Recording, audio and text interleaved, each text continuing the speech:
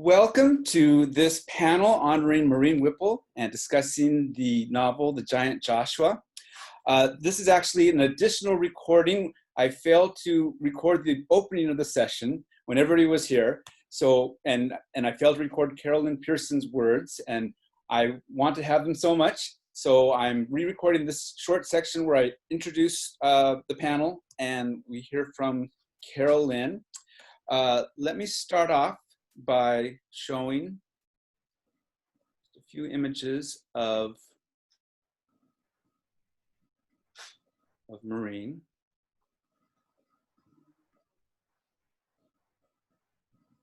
So today we'll be talking about The Giant Joshua, a novel written by Maurine Whipple that was published in 1941, often considered the great Mormon novel.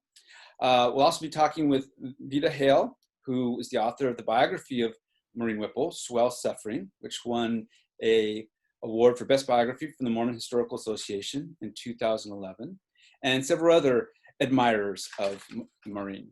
Here's a few pictures of Maurine, just to give a taste. This is 1927, when she was a young teacher in Utah with one of her early boyfriends. And then also there's a picture after she had published The Giant Joshua and had gained some fame, and she became a speaker during World War II. She went around all over the country raising money for the war effort. But her speech and her speech is going to be included in our upcoming collection of the lost works of Maurine Whipple. It's a very interesting speech looking at her ideas about the roles of women and why and how women have been too ignored in the contemporary society and need to take a leading role. And also, even though during a time of war, a rather pacifist attitudes that she had about war. Here's a few other pictures. Here, publicity picture around the time Giant Joshua was published. Then from a little bit later, somewhere in her beloved southern Utah, or perhaps northern Arizona on the Arizona Strip. And another one of her in the 1950s when she was visiting her friend Joseph Walker.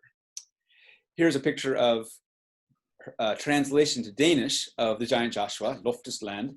The novel was translated into at least 3 languages that we know of: French, Danish, and Japanese. She did have a second book, not as well known. This is The Place, Utah, a nonfiction book about Utah, which has some very interesting essays in it, and lots of beautiful pictures that she got from the different counties that participated in the project. She included in it rather more open criticism of the church, especially of J. Reuben Clark and some of the more conservative people in the church.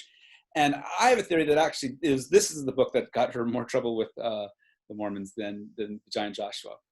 And then in the late 40s and early 50s, she wrote a lot of magazine articles for slick magazines such as Collier's and Saturday Evening Post and Life. And this is one of probably the most substantial one, Why I Have 5 Wives, where this is in Short Creek, what became Colorado City, during the raids in 1956, when they came in and arrested, and split up the families, arrested and split up the husbands from their wives and children. And a lot of people wrote articles about the raids, but very few people were actually able to get into the community, into what became the FLDS community, and interview them. And she was able to get their trust and wrote a long article about from their point of view in Collier's. Here now, looking back at this is her grandparents, who are seen as the major inspiration for Chloe and Abijah McIntyre, the protagonists of The Giant Joshua.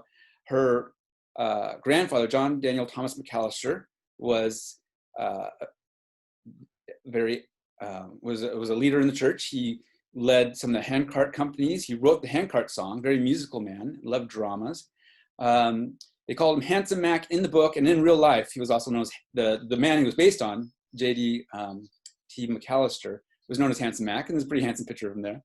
And then Chloe is based, at least in part, on his third wife, Cornelia Lindsay.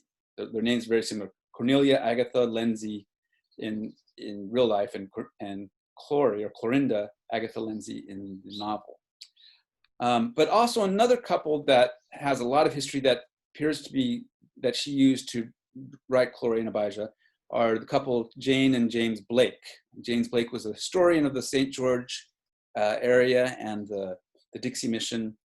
And his third wife, Jane Blake, he married when she was very young in a situation very similar to what happened with Gloria and Abijah. And so there seems to be a lot based on that. And here's a picture of an article that she wrote in 1942, right after the Giant Joshua, called Meet the Mormons, and appeared in Look, kind of a Life type magazine. That was actually very positive towards the church and actually got her a lot of, I think, for a while at least, more trust within the church, shall we say. Okay, so we'll stop there. So today we're going to be hearing from a variety of people who knew Maurine and could talk a little bit about her, and also talking about the book. And we're very honored to start with Lynn Pearson. Now, Lynn is one of our best-known, best-loved Latter-day Saint authors. She writes in a variety of genres, including poetry, theater, novel, and nonfiction. Some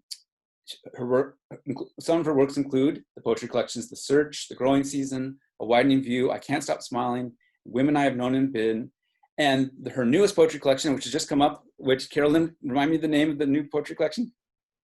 Finding Mother God, Poems to Heal the World. And it's gotten wonderful reviews so far, and we're excited to see more Carolyn poetry in the world. Thank you very much for joining us, Carolyn. Oh, thank you for inviting me, Andrew. I am grateful. And I expect that I might not have nearly as important and ongoing relationship with Maurine as many who will be on your panel, but I did have a very interesting glimpse into her. And by the way, I realizing that I had not read the Giant Joshua for decades, and being ignited about all of this from preparing to speak with you all, I thought, okay, I gotta read this again. But I wasn't sure I could find my old copy, so I went online to see if I needed to get a used copy, and there's just a few used copies there for like $40. That surprised me, because I knew it was hugely available and published in its Well, we just had this book club at the By Common Consent blog, where we were reading a chapter a week and talking about it. And so I think a lot of people were buying up copies. Oh, well, so it kind of sucked up the market. But I did go downstairs, and readily, to my surprise, I found my old copy of The Giant Joshua, and here it is. So I'm going to enjoy doing a rereading of that. So, okay, yes, my acquaintanceship with Maurine goes back to, and primarily existed in the early 70s. I don't remember exactly how we met, possibly at a book event. I may have sent her a copy of my first book of poetry, Beginnings, which likely I did, because the first letter that I received, and what I have here to share, and not all of them, of course, but I have a file here of 15 letters that I have received from Maurine. And here's the very first one, June 8th of 73. Dear Carolyn, to say I'm ashamed of myself is to put it mildly. First, let me tell you right now that I love your poetry. No wonder your husband started his own publishing company. Too much of modern poetry is deliberately irrational and obfuscating, but yours is as clear as a mountain brook and as refreshing yet moving. Oh, most moving. So that is a great endorsement for me to have if I ever need to say, Maurine Whipple gave me this endorsement for my poems. Gerald, my husband, and our 3 little children at that point were living in Provo, and we invited Maurine to come up and stay with us on some of her journeys between St. George and Salt Lake, which she seemed to do regularly. And she did. She stayed with us 3 or 4 times at least. And I remember that we just had the best conversations. And one major feeling that I had about Maurine was that she was so hungry for authentic personal connection, to talk about the things that she wanted to talk about, which maybe explains this paragraph that she ended a letter in July 21st of 73. Carolyn, I don't know when anybody has ever restored my faith in humanity as you do. Do count me as your friend. Always blessings and love, Maurine. And I feel that Maurine did really experience, at least to her observations, to her own personal feelings, being badly used by a lot of people, certainly in the business world in connection with her writings, but also I think in some of her personal relationships as well. And I know in some of her family relationships. So here's a letter from September 3rd of 73. Maurine so loved coming up to stay with us, and she began to call us her family. She just was so hungry for family. So this starts out, dear, dear family. If only I didn't have to live. If only all I had to do was write. How wonderful the world would be. And then she talks about getting her car fixed and all. There's an interesting little piece here. When I drive long distances like that, I sing at the top of my voice, and the Battle Hymn of the Republic lasts just fine for 50 miles, at least the verses I can remember. The only trouble is that Eddie has gotten into the habit of barking on the beat. And this time, one carload of tourists got one sight of woman and big dog, both bellowing their heads off, and went off the road. I will never forget how good you were to me, or how marvelous it was just to talk. There isn't anybody down here I can talk with like that. So I was happy that we were able to fulfill some of that need for Maurine. And she closes this particular letter saying, Carolyn, I think you must have had me in mind when you wrote this. And she quotes a little tiny piece of one of my poems. For God also kindled and gently blows to brighten a flame in me. And she goes on, today the flame is still bright, but oh, the flesh is weak. It's such hard work, and it takes so much out of me, especially a book. And here's from October 4th of that same year. Dear Carolyn, what a good letter. I wish I had the letters I wrote to her, but I don't have any of them. What a good letter. Thanks so much. I fell in love with the Pearsons, as you are aware by now. In fact, I grow more and more homesick for Provo. The peculiar circumstances I've had to live with have sort of, quote, set me apart for many years. And being a, quote, family kind of person, I do get lonely now and then. Sinclair Lewis couldn't do it, and neither could Tom Wolfe. So I guess I was an idiot to try. But I loved the people. Of course, it's only the lunatic fringe who make trouble. And, quote, siblings seldom rejoice when a member is deluged with the whole world. So silly. I used to try explaining that, quote, famous easily becomes, quote, infamous, but I gave up. My brother won't speak to me. He still thinks I've disgraced the family. I had a feeling of oneness with you that I've missed for years and years. I still get high when I think about it. And she concludes, I can't wait to see all of you. I'm bringing the kids a little Christmas now. I want to see them when they open the package. And of course, I can't wait to see the colors in the canyons. The drive sounds simply wonderful. And I can't wait to talk. Tell Gerald not to bother writing. I'll be there in time to talk it. Now, my husband, Gerald, was really a great talker. Mm-hmm. He loved to talk, and he was a very warm caring, embracing person. And he was, I think, maybe one of the very first people in Utah who discovered the, quote, New Age. So he could talk endlessly about meditation and psychic phenomena and distant healing and all of these interesting, spiritually oriented kinds of things that Maurine was just so thirsty to be able to talk about.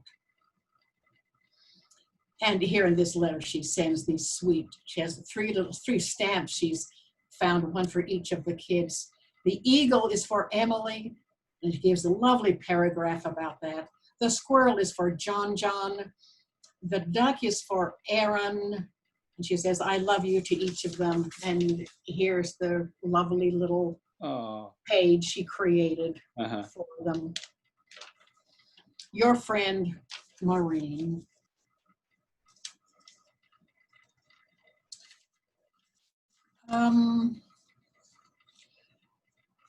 In our, well, let's see. Okay, here's in February of 75, she writes to me, Carolyn, I loved the Christmas poem you sent me. It's framed on my wall. I'll treasure it always. To have a poem written about one is an honor of a lifetime, especially a poem by you. And I can't remember which poem I may have written to her, but clearly I did. And I'm interested to get in my diary because I believe I would likely have it there. So in the latter part of the 70s is when my husband and I began to face the really challenging things that we as a couple were going through. And for anybody in hearing this who is not aware of my story, I married a wonderful, dear gay man who insisted that we publish my first book of poems. And of course, back then in 1966, when we married in the Salt Lake Temple, nobody knew anything about homosexuality, right. How ignorant we all were. But we were going to do what the brethren said, and he was going to repent, and we were going to have a wonderful marriage. And we did have really a fine relationship. And our little family was just the envy of the neighborhood. And anyway, we spent a couple of years before we moved to California trying very, very hard to figure out how to save our marriage. And we worked on that for 2 years in Utah, 2 years in California, and then 6 years after a very friendly divorce, Gerald passed away of AIDS, and where I was taking care of him. And that opened up a whole new area in my life of publishing. So I really mention that because there was a period of time when I didn't communicate much with Maurine, and I didn't hear much from her. And I think it was because I really withdrew from talking about these difficult things to anybody. Mm-hmm. But after we moved to California, I wrote to her, and I received this letter back in October of 1979. Dear, dear Carolyn, oh joy, oh fabulous day. Your letter was better than Christmas and other assorted holidays. I've never been so happy in my life. I thought I'd lost you forever. And she tells her trying to find my address and BYU to the post office, and she couldn't. And then I had sent her a copy of the book I wrote about my life with my husband, Gerald, and his death and all. Goodbye, I love you. So she let me know she had received that. So this seems to be just a couple of years really prior to her death, which was I think in 92. Yeah, that's right. Yeah. So anyway, those are the very precious moments of communication that I had with Maurine. And I truly did sense her as such a dear, wonderful, warm, hungry woman Mm-hmm. And I'm honored to have, at some points in her life, given her something that I know that she valued highly. And I have come to value so much more highly than I did, knowing more about her life and some of the sadnesses that she went through. So bless Maurine and bless us all who honor her. Thank you. Thank you very much.